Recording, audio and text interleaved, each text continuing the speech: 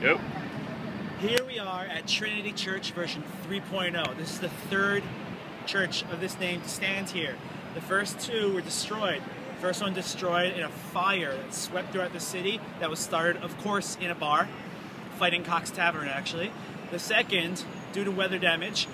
And the third finally stands here today. And for a long time it was a tollis. The spire was the tollis part of the city, and it was served as a point of orientation not only for people, but for ships that were coming into harbor. Now, the mortar is actually made of oyster shells.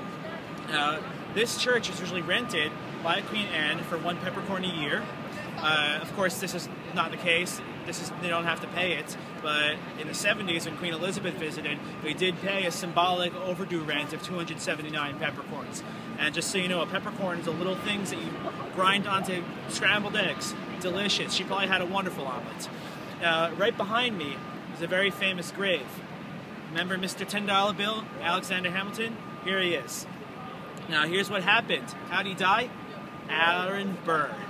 Now, if you might remember those Got Milk commercials from the 90s, that's how most of us learned that. Now, Aaron Burr and Alexander Hamilton had a long-standing feud, not just for political reasons with each other trying to sabotage different campaigns, different family members, but you also had, finally, there's definitely stuff happening behind me. Yeah. So, you can pass if you want. So, anyway, so Aaron Burr at the time was trying to run for governor of New York. Alexander Hamilton was not having that. And as part of their big Twitter feud, their big celebrity feud, he posted some nasty tweets about him. This spread around, ruined his campaign. He challenged him to a duel. He accepted.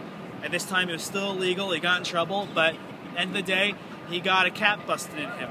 And he succumbed to his wound, and he died, unfortunately. But it was kind of his fault. What can you say? Aaron Burr was arrested, however, he was acquitted because he's a politician, but it did ruin his career. You can't really run for an office if you killed a man, or at least not very easily. Now, of course, right next to him, you have, I'm getting pictures taken, right next to him, you have a memorial to Robert Fulton. Interestingly enough, his grave is actually on the other side of the cemetery. But because everyone wants to see Mr. Hamilton over here, they put another memorial, the Society of Engineers. Now, Robert Fulton, you might recognize his name from different streets everywhere. Robert Fulton was a brilliant engineer who designed the first marketable steamship that sailed up the Hudson in 1/3 of the time it usually would take. He also developed usable torpedoes as well as submarines. And here's his memorial right now. And if you follow me, we're going to go to St. Paul's Cathedral right now.